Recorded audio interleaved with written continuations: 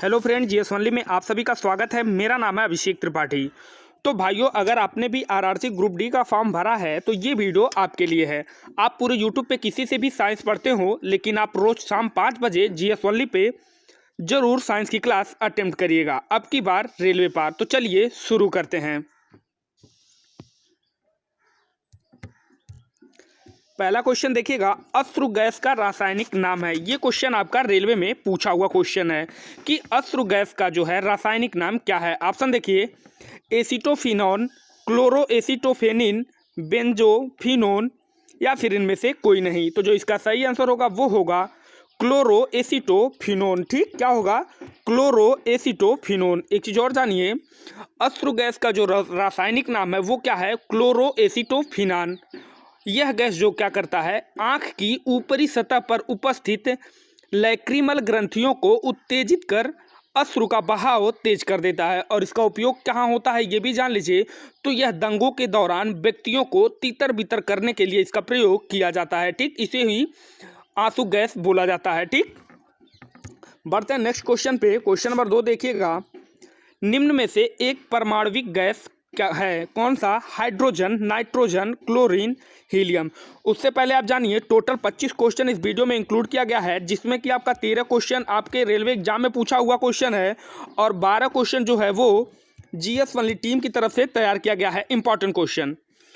तो देखिएगा, परमाणविक गैस कौन सा होगा? वो हो जाएगा आपका हीलियम। ठीक, हीलियम जो है ये एक रंगहीन, गंधहीन, स्वादहीन, अक्रिय एक परमाणविक गैस है। ठीक, आपसे क्वेश्चन में ये भी कहीं पूछ सकता है कि निम्न में से कौन सी रंगहीन गैस है, या फिर कौन सी गंधहीन गैस है, या फिर कौन सी स्वादहीन गैस है। तो अगर उसमें हीलियम का ऑप्शन है तो आप उसको टिक लगाएंगे। ठीक, इसलिए पूरा ब्रीफली बता रहा हूँ कि क्वेश्चन कहीं से भी पूछे तो आपका कोई भी क्वेश्चन मिस ना होने पाए। नेक्स्ट क्वेश्चन देखिएगा, क्लोरोफार्म बनाने के लिए निम्न में से क्या प्रयोग में लाया जाता है? ये भी क्वेश्चन आपका रेलवे एग्जाम में पूछा हुआ क्वेश्चन है कि क्लोरोफार्म बनाने के लिए क्या उपयोग में लाया जाता है। ऑप्शन देखिए, ईथेन, मीथेन, ईथीन या फिर एसिटिलीन। तो जो इसका सही आंसर हो जाएगा वो क्या हो जाएगा? मीथेन। ठीक, क्लोरोफार्म बनाने के लिए मीथेन का प्रयोग किया जाता है। और जानिए, क्लोरोफार्म जो है वो क्लोरीन और मीथेन के साथ 400 से 500 डिग्री सेल्सियस पर गर्म करके बनाया जाता है। क्लोरोफार्म कैसे बनाया जाता है? तो क्लोरीन और मीथेन के साथ 400 से 500 डिग्री सेल्सियस पर गर्म करके बनाया जाता है। और एक चीज़ ये भी जान लीजिए कि मीथेन का प्रयोग क्या होगा इसका, क्लोरोफार्म का। तो वो क्या करता है, ऑपरेशन के टाइम जब लोगों को बेहोश किया जाता है तो क्लोरोफार्म का ही प्रयोग किया जाता है। दूसरी बात, ये सभी जगह आपको हर मेडिकल स्टोर पे उपलब्ध नहीं होगा। इसे बेचना गैर कानूनी है, क्योंकि कोई इसका गलत फायदा भी, गलत इस्तेमाल भी उठा सकता है। ठीक, बढ़ते हैं नेक्स्ट क्वेश्चन पे।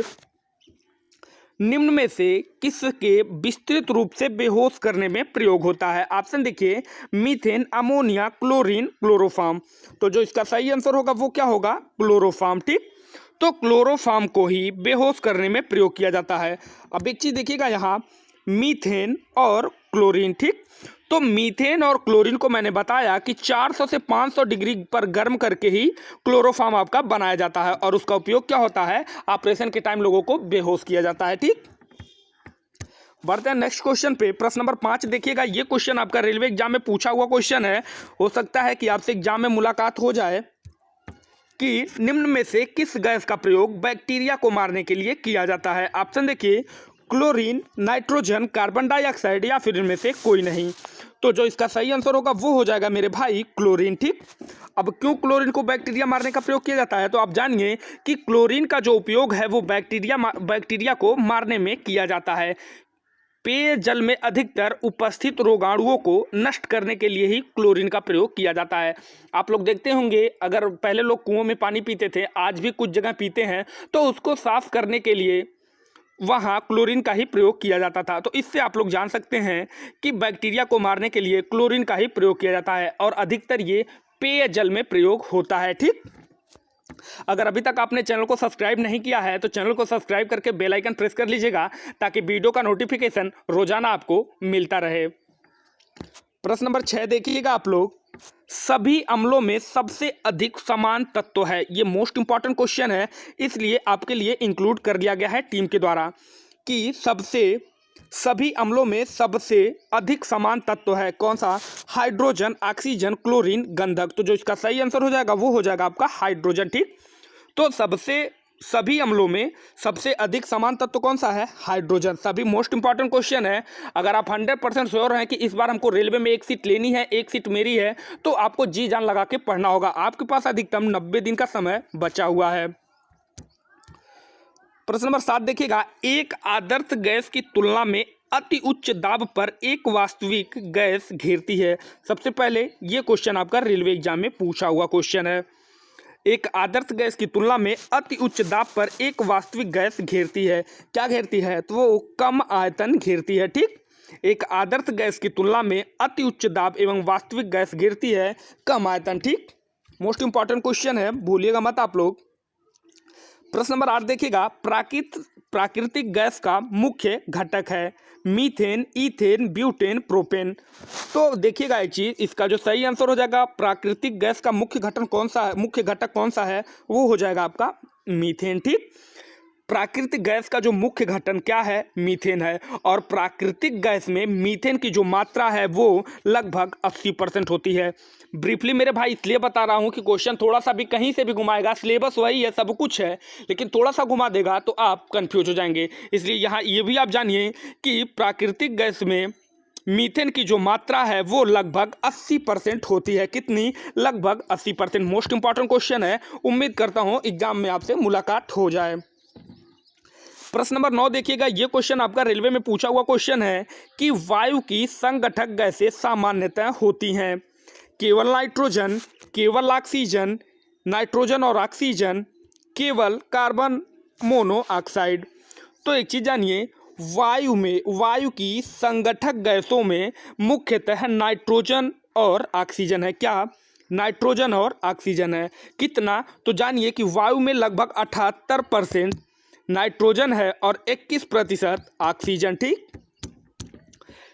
फिर बता रहा हूं कि वायु की संगठक गैसें सामान्यतः होती हैं कौन कौन सी? वो होती हैं आपकी नाइट्रोजन और ऑक्सीजन। नाइट्रोजन आपका लगभग 78% और ऑक्सीजन आपका 21%। ठीक, बढ़ते हैं नेक्स्ट क्वेश्चन पे। बंद कमरे में चलते हुए रेफ्रिजरेटर का दरवाजा खुल जाए तो क्या होगा? कमरा थोड़ा सा ठंडा हो जाएगा, या फिर कमरे का तापमान गिर जाएगा, या फिर कमरे का तापमान प्रभावित ही नहीं होगा, या फिर कमरा धीरे धीरे गर्म हो जाएगा। तो देखिए, सबसे बड़ी बात ये जो हो जाएगा, इन केस अगर आपने रेफ्रिजरेटर का दरवाज़ा खोल दिया और आप एक बंद कमरे में हैं तो धीरे धीरे क्या होगा? आपका कमरा गर्म हो जाएगा। ठीक, तो जो इसका सही आंसर हो जाएगा वो क्या हो जाएगा? प्रश्न ऑप्शन चौथा, कमरा धीरे धीरे गर्म हो जाएगा। अगर आपने रेफ्रिजरेटर का दरवाज़ा आपका खुला है और कमरे में आप हैं तो वो क्या हो जाएगा? कमरा धीरे धीरे गर्म हो जाएगा। ठीक, बढ़ते हैं नेक्स्ट क्वेश्चन पे। गैस ज्वाला होती है, ये क्वेश्चन आपका रेलवे में पूछा हुआ क्वेश्चन है। देखने में आसान है, लेकिन आप समझिए गैस ज्वाला जो होती है वो कैसी होती है? वो होती है आपकी दीप्त। ठीक, कैसी होती है? दीप्त होती है।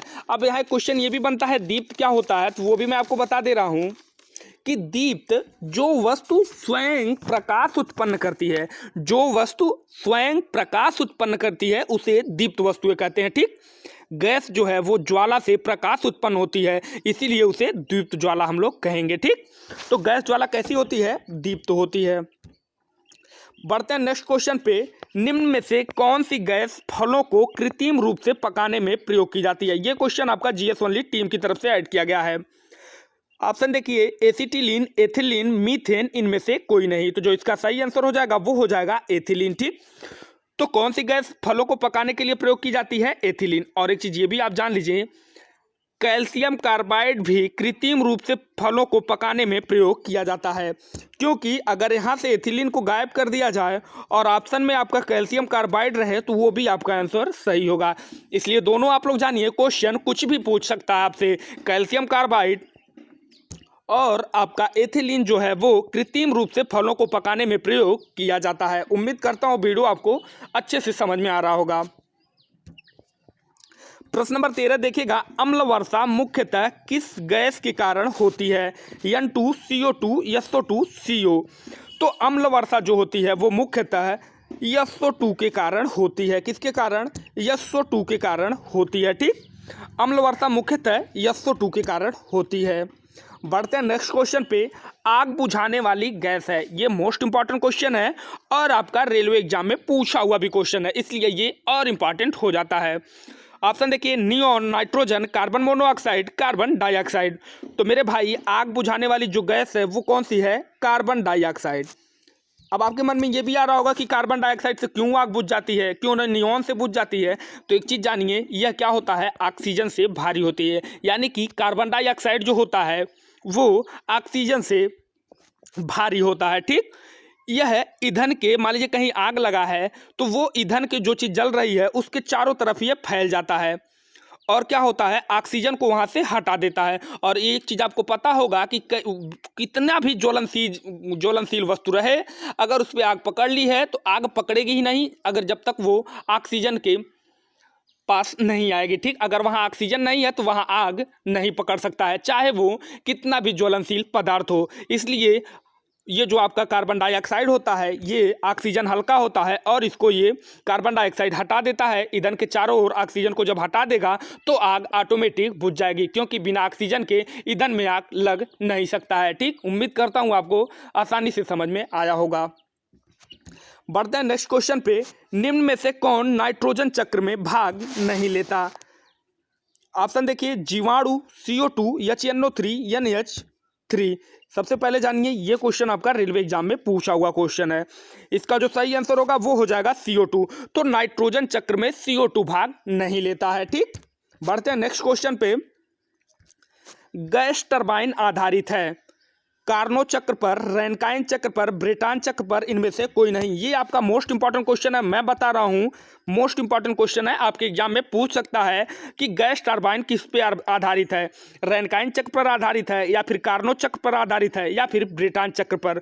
तो मेरे भाई गैस टरबाइन जो है वो ब्रेटन चक्र पर आधारित है। किस पर?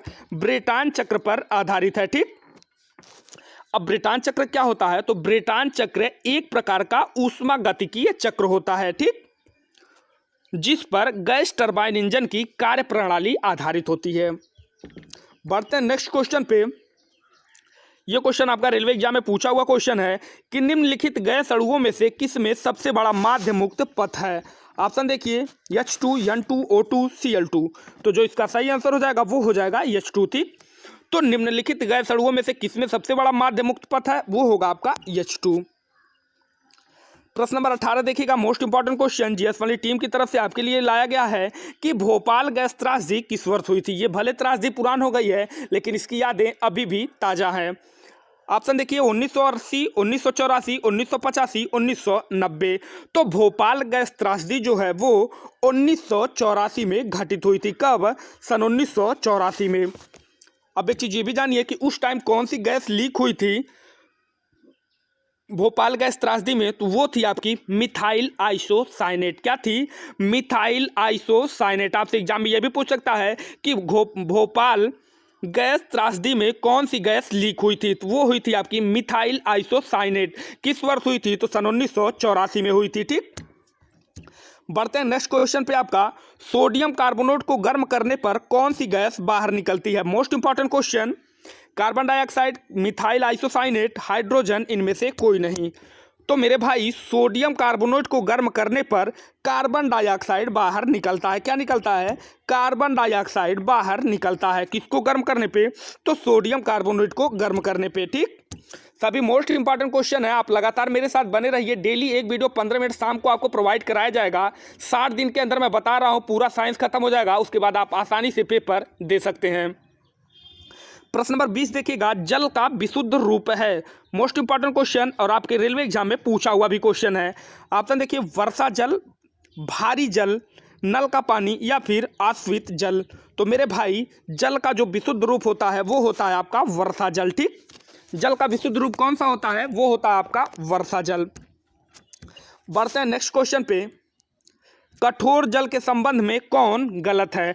कठोर जल क्या करता है? झाग नहीं देता, साबुन अधिक घिसता है, मैग्नीशियम पायराइट, या फिर आयरन पायराइट। तो मेरे भाई ये तीनों ऑप्शन आपका सही है कि ये जल कठोर जल के संबंध में एकदम सही है, लेकिन इसमें पूछा गया है गलत, तो ये हो जाएगा आपका आयरन पाइराइट। ठीक, तो कठोर जल के संबंध में कौन गलत है, तो आयरन पाइराइट गलत है। अब पूछता कौन सही है, तो झाग नहीं बनता, साबुन अधिक घिसता है कठोर जल में, और मैग्नीशियम पाइराइट भी पाया जाता है। नेक्स्ट क्वेश्चन देखिएगा, ये क्वेश्चन आपका रेलवे एग्जाम में पूछा हुआ क्वेश्चन है। वह जल जो साबुन के साथ रगड़ने पे शीघ्रता से और अधिक झाग देता है वो कहलाता है क्या? तो मेरे भाई कठोर जल में तो आपको झाग मिलता नहीं है, भारी जल में तो छोड़िए, तो जो इसका सही आंसर हो जाएगा वो हो जाएगा आपका मृदु जल। ठीक, तो मृदु जल में आसानी से और जल्दी से झाग उत्पन्न हो जाता है साबुन का प्रयोग करने पे, यानी कि साबुन रगड़ने पे। मृदु जल साबुन के साथ रगड़ने पे शीघ्रता से और अधिक झाग देता है, क्योंकि इसमें कैल्शियम, मैग्नीशियम के बाइकार्बोनेट, सल्फेट आदि की उपस्थिति नहीं होती। ठीक, बढ़ते हैं नेक्स्ट क्वेश्चन पे। खारे पानी में निम्न में से क्या उपस्थित नहीं है? Calcium, aluminium, sodium, chlorine. तो इसका जो सही आंसर हो जाएगा वो क्या हो जाएगा, वो हो जाएगा आपका एल्युमिनियम, क्योंकि खारे पानी में कैल्शियम भी रहता है, सोडियम भी रहता है और क्लोरीन भी रहता है। अब कितना रहता है ये भी आप जान लीजिए, आपसे एग्जाम में पूछ सकता है कि खारे पानी में क्लोरीन की मात्रा कितनी होती है, वो होती है आपकी 55.3%। ठीक, नोट कर लीजिएगा कहीं या फिर स्क्रीनशॉट ले लीजिएगा आप लोग। सोडियम कितनी परसेंट होती है खारे पानी में, तो 30.8% होती है। ठीक, फिर आपका सोडियम हो गया, आपका क्लोरीन हो गया। अब कैल्शियम कितनी प्रतिशत होती है, वो होता है आपका 1.23%। ठीक, कितनी होती है, 1.23%। ठीक, खारे पानी में एल्युमिनियम नहीं पाया जाता है, बल्कि सोडियम, क्लोरीन और कैल्शियम पाया जाता है। बढ़ते हैं नेक्स्ट क्वेश्चन पे। जल की कठोरता किसकी उपस्थिति से होती है? ऑप्शन देखिए, मैग्नीशियम बाइकार्बोनेट, विरंजक चूर्ण, सोडियम, इनमें से कोई नहीं।